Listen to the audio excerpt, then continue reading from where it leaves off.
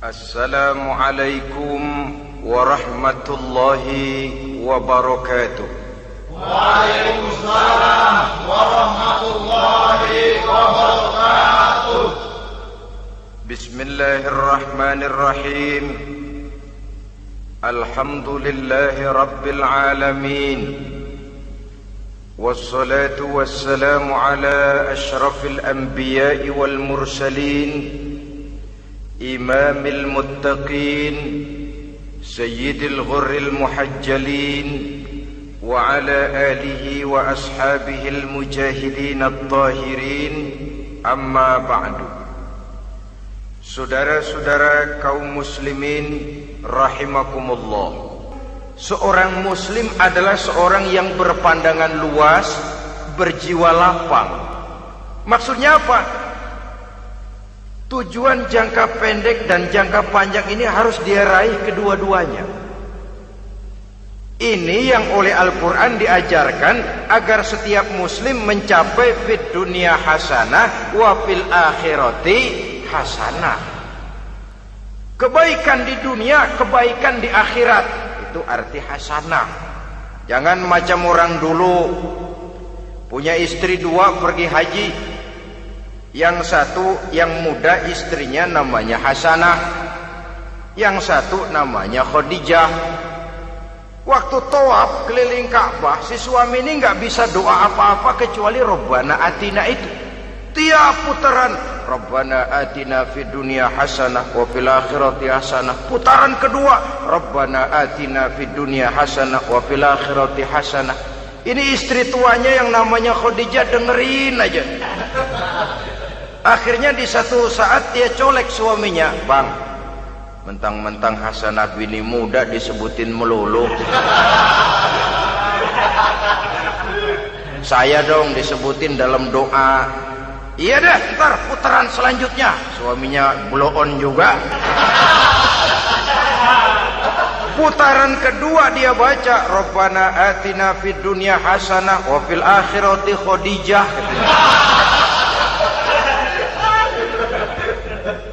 Saudara-saudara, itu makna refleksi daripada doa tadi itu, doa sapu jagat.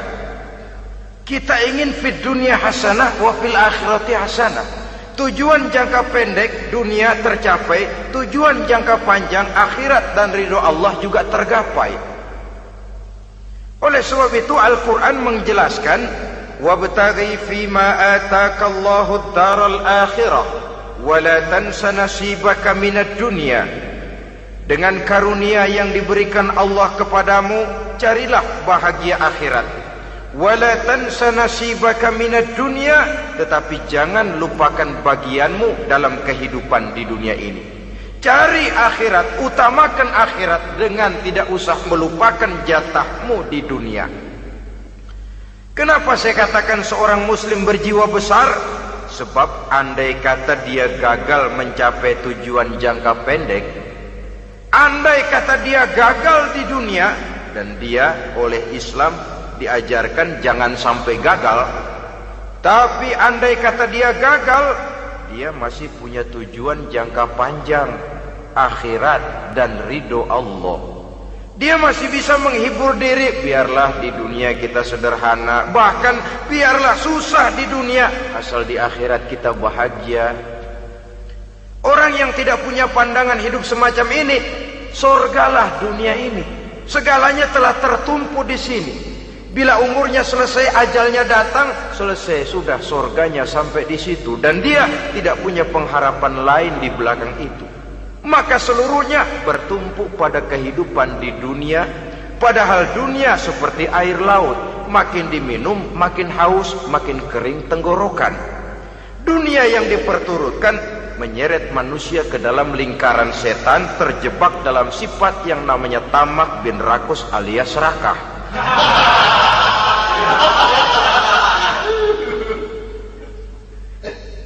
Andai kata dia gagal untuk tujuan jangka pendek, dia masih punya tujuan jangka panjang, akhirat. Dia masih sanggup berkata, biar di dunia kita sederhana, bahkan biar kebelangsak sengsara susah di dunia, asal di akhirat kita bisa bahagia. Kan masih ada harapan. yang paling bangpak, paling rusak betul. Sudah di dunia sengsara, di akhirat celaka. Jadi dunia rumahnya gubuk, pinggir kali miring, asal hujan bocor, utang selebar warung. Bayang kagak, ngaji enggak, puasa enggak, saban malam merit mulu. Saudara hadirin yang saya hormati, lalu kapan mau bahagia kalau sudah di sini susah, di sana akan susah juga. Ini yang pertama, seorang muslim, seorang yang optimis, berjiwa besar, luas pandangan. Kegagalan dia dalam jangka pendek tidak menyebabkan dia melupakan tujuan jangka panjang. Yang kedua, positifnya apa? Cara dia mencapai tujuan jangka pendek diwarnai oleh keyakinan adanya tujuan jangka panjang. Dia memang benar cari harta, tapi karena dia yakin ada akhirat, Allah ridho apa tidak? Ini positifnya. Saya memang cari duit, tapi dengan cara ini Allah ridho apa tidak? Saya memang ingin berpakaian yang rapi, tapi dengan tidak menutup aurat begini, Allah ridho atau tidak? Saya memang bergaul menghormati teman, tapi terjebak dalam minuman keras karena menghormati teman, Allah ridho apa tidak? Ini orang yang punya tujuan jangka panjang. Segalanya diberikan bingkai dengan pertanyaan, Allah ridho atau tidak? Keyakinannya terhadap tujuan jangka panjang mewarnai gaya hidupnya di dunia ini, mencapai tujuan jangka pendek tadi. Mau minum, Allah ridho apa enggak ini? Mau makan, yang saya makan Allah ridho apa enggak ini? Pendeknya apapun yang mau dia kerjakan, karena dia punya keyakinan tujuan jangka panjang, dia selalu menimbang terhadap ridho Allah tadi. Jadi tanpa prestasi ibadah, kita nol besar dalam pandangan Allah. Ini nilai manusia yang hakiki di sini. Ini makna inna akramakum indallahi atqakum. Di akhirat nanti kan tidak pernah akan disidang, kamu pendidikan setinggi apa? Tidak. Gelarmu berapa renteng? Profesor, doktor? Tidak. Akhirat hanya menyidang, kau sholat atau tidak? Kau puasa atau tidak? Kau zakat atau tidak? Diberikan kamu harta yang banyak, dari mana kau dapat, kemana kau belanjakan? Prestasi ibadah itu yang ditanya. Setinggi apa pendidikan, sebanyak apa pengalaman, no problem. Tidak jadi masalah di akhirat itu. Prestasi ibadah itu yang akan kita persembahkan di hadapan Allah. Itu makna inna akramakum indallahi atqakum. Kerbau dinilai dari dagingnya, makin gemuk makin mahal harganya. Tapi ada perkutut lebih mahal dari kerbau. Perkutut itu mahalan mentahnya loh daripada matangnya. Karena harga perkutut pada suaranya. Lalu di mana harga manusia yang paling gemuk? Tidak. Suaranya, oh kalau manusia dinilai dari suaranya, barangkali Madonna nomor awal masuk surga. Hanyalah dengan prestasi ibadah kita bisa mencapai tujuan jangka panjang, akhirat dan ridho Allah. Nah, baiklah ya, kalau sudah jelas bahwa kita punya dua tujuan jangka hidup, jangka pendek dan jangka panjang, bagaimana Islam mengajarkan kita meraih dua ini? Pada prinsipnya Islam mengajarkan sistem keseimbangan. Dalam berbagai aspek kehidupan, keseimbangan ini nampak dengan nyata diajarkan oleh agama kita. Seperti ayat yang saya bacakan tadi. Dengan karunia yang diberikan Allah kepadamu, cari negeri akhirat, tapi jangan lupakan bagianmu di dunia ini. Dalam bentuk yang lebih nyata, bekerjalah untuk duniamu seolah kau akan hidup buat selamanya, tapi bekerjalah buat akhiratmu seolah kau akan mati besok. Manifestasinya dalam kehidupan, misalnya orang kaya diperintah membantu yang miskin, tapi orang miskin dianjurkan berusaha jangan mengandalkan hidup kepada yang kaya, seimbang. Kamu kaya, betul Pak, bantu yang miskin. Kamu miskin, iya Pak, berusaha, seimbang. Tuan rumah diwajibkan menghormati tamu, tamu diwajibkan tahu diri, seimbang. Jadi bagaimana kalau sudah kita bekerja di sawah, di ladang, di pasar, di kantor, anggap kita akan hidup selamanya agar timbul gairah kerja. Tapi kalau sudah sholat, anggap kita akan mati besok supaya timbul khusyuknya. Nah, titik tekannya di mana? Stresnya itu. Walaupun Islam mengajarkan sistem keseimbangan, tapi Al-Quran tetap menggarisbawahi walal akhiratu khairul laka minal, bahwa bagaimanapun seimbangnya, akhirat itu lebih utama daripada dunia. Bagaimana implementasinya? Kata orang-orang tua, kalau kita menanam padi, rumput pasti tumbuh, tapi nanam rumput jangan mimpi tumbuh padi. Maksudnya apa? Kalau satu perbuatan kita niatkan karena Allah, dunianya pasti ikut. Tapi kalau satu perbuatan diniatkan karena dunia semata-mata, akhirat akan hilang. Sebab itu, biasakanlah berbuat sesuatu baik untuk tujuan jangka pendek, lebih-lebih untuk tujuan jangka panjang, dengan motif lillahi ta'ala. Jadi saya ulangi, satu perbuatan kalau sudah diniatkan karena Allah, dunia biasanya ikut. Tapi kalau diniatkan karena dunia semata-mata, akhirat akan luput. Padahal itu titik tekannya, walal akhiratu khairul laka minal ula. Saudara-saudara kaum muslimin rahimakumullah, ini tujuan hidup. Jadi landasan tempat kita bertolak sudah jelas, pantai yang akan kita tuju dalam kehidupan ini juga sudah nyata. Kita ingin mencapai apa yang dinamakan fid dunya hasanah wa fil akhirati hasanah. Untuk itu perlu ada keseimbangan, tetapi titik tekannya tetap akhirat lebih utama daripada kehidupan dunia ini. Sekarang kalau sudah ada dasar hidup, sudah ada tujuan yang akan kita capai, tentu harus ada alat untuk mencapainya. Semuanya perlu sarana. Bahkan pada hakikatnya dalam kaidah usul fikih para ulama mengajarkan lil wasail hukmul maqasid. Sarana dan tujuan hukumnya sama. Ini mestinya mendidik umat Islam jadi pinter. Jangan cuma berpikir melaksanakan satu pekerjaan, tapi juga berpikir menciptakan sarana untuk terwujudnya pekerjaan itu. Misalnya umat Islam wajib pergi haji kalau mampu, kan begitu toh? Kalau dia umat Islam Indonesia, tentu pergi hajinya ke Mekah. Mekah, Jeddah, Mekah, Indonesia, perlu sarana angkutan untuk sampai ke sana. Kapal laut, kapal udara. Artinya umat Islam harus maju di bidang teknologi, bisa menciptakan pesawat, bisa menciptakan kapal laut, sarana yang akan menyampaikan dia untuk bisa melaksanakan ibadah haji. Selama ini kita bertumpu kepada pemikiran, pokoknya kan yang penting gue pergi haji pakai apa kayak gue punya duit.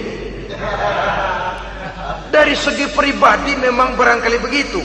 Tapi sebagai umat yang harus mencapai kemajuan, apabila diperintahkan melaksanakan sesuatu, kita pun hakikatnya dituntut menciptakan sarana untuk menunjang pelaksanaan sesuatu itu sendiri. Agama mengajarkan an-nazafatu minal iman, kebersihan sebagian daripada iman. Siapa yang menciptakan mesin cuci? Sabun-sabun kelas, deterjen, rinso dan lain sebagainya. Siapa yang menciptakan air condition, pembersih ruangan? Kita hanya berpikir pokoknya kan bersih, mau pakai apa kek. Kita jarang yang berpikir kepada pewujudan teknologi modern untuk menerjemahkan hadis itu. Syukurlah belakangan ini sudah muncul teknokrat-teknokrat muslim yang dijiwai oleh semangat Al-Quran membuka tabir rahasia konsepsi Islam di lapangan teknologi modern, yang makin lama makin menunjukkan tuntutan kebutuhan daripada umat itu sendiri. Dengan demikian, apabila ada tujuan hidup, kita memerlukan alat untuk mencapai tujuan tadi. Supaya tujuan fid dunya hasanah wa fil akhirati hasanah tercapai, apa alat yang harus kita pakai? Kita lihat surah At-Taubah ayat 111 memberikan jawaban. Innallaha ashtara minal mu'minina anfusahum wa amwalahum bi anna lahumul jannah. Sesungguhnya Allah telah membeli dari orang-orang beriman diri mereka, harta mereka, bahwa sesungguhnya bagi mereka adalah surga. Coba kita simak ayat ini sejenak, akan nampak dengan jelas bahwa ayat ini hakikatnya merupakan satu transaksi yang nyata benar antara kita dengan Allah.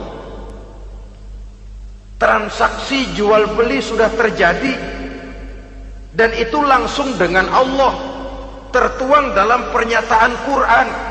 Pembeli Allah, penjual kita orang-orang beriman, dagangannya adalah anfus dan amwal, harganya adalah surga. Itu sudah tanda tangan pernyataan kita siap jual beli ya Allah. Apalagi baiat kita apa? Inna solati wa nusuki wa mahyaya wa mamati lillahi rabbil alamin. Solatku, ibadahku, hidup dan matiku cuma untuk Allah Tuhan seluruh sekalian alam. Minimalnya 5 kali sehari semalam baiat ini kita ulang dan kita ulang. Kenapa lalu kita tidak konsekuen? Dalam konteksnya dengan persoalan, maka alat hidup kita itu ada 2. Pertama, anfus.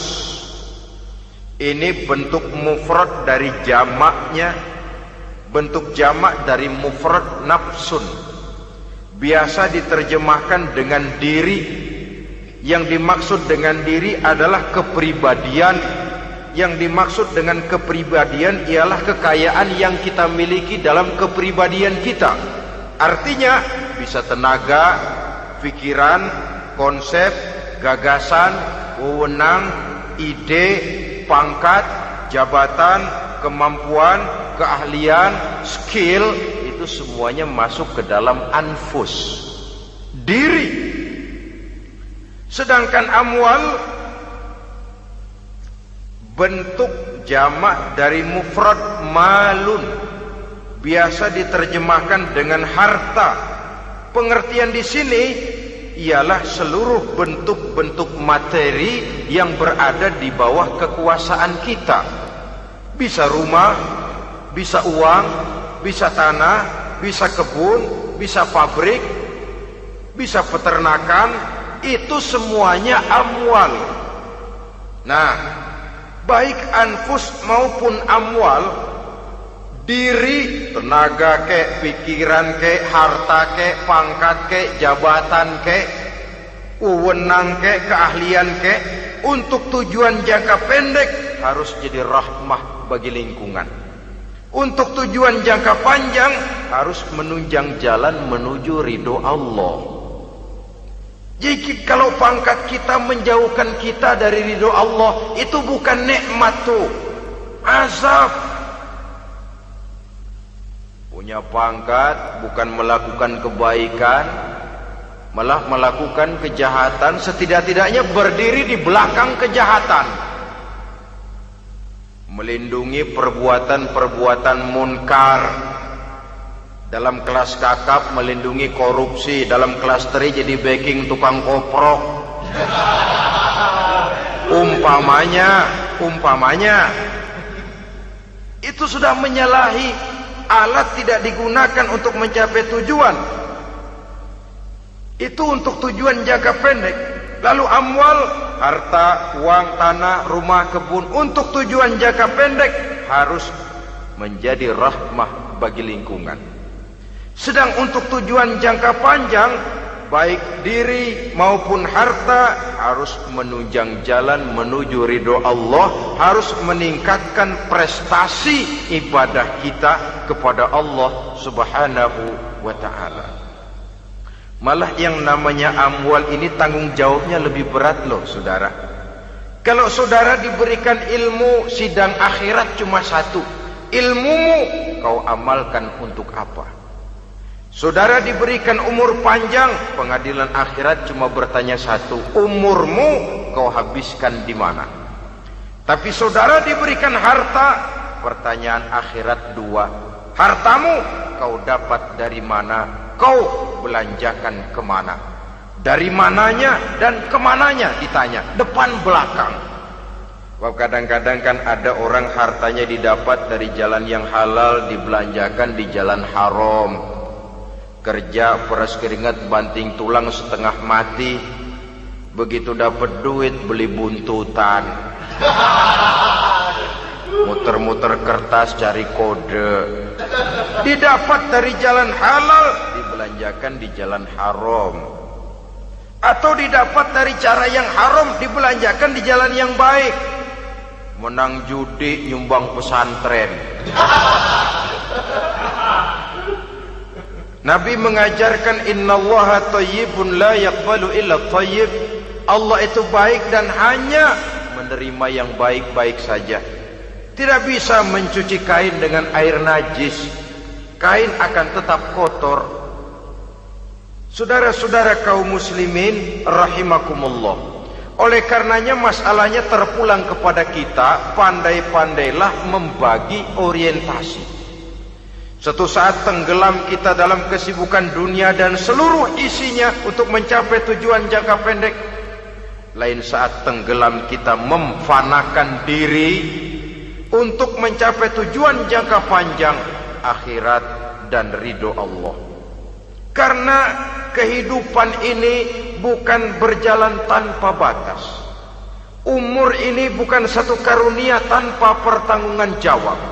Satu saat setuju atau tidak, rela atau terpaksa, kita akan sampai kepada garis finish daripada perjalanan kehidupan dunia ini, yang memang merupakan satu perjalanan panjang, a walking tall. Kata orang Kulon, a walking tall, satu jalan yang demikian jauhnya. Entoh kita akan sampai ke garis finish. Bila datang ajal, senja kehidupan datang, malam menyelimuti. Datangnya tidak pernah kita sangka, tapi sekali dia datang, tidak satu kekuatan yang bisa menolak. Kehadirannya tidak pernah kita harapkan, tapi satu kali dia datang bertamu, pasti terjadi. Dan itu pasti akan kita temui. Alangkah malangnya pada saat kembali itu datang, kita tidak punya prestasi ibadah. Lalu apa artinya prestasi dunia? Apa artinya tujuan jangka pendek kalau kita harus kehilangan tujuan jangka panjang? Rumah kita yang besar, pangkat kita yang tinggi, harta kita yang banyak, bisakah menolong kita untuk kalau sudah kumpul di padang mahsyar nanti? Malaikat, jangan gebugin saya, rumah saya harga 2 miliar.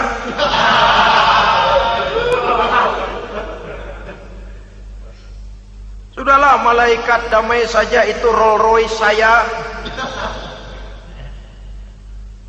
Pakai saja malaikat, pakai.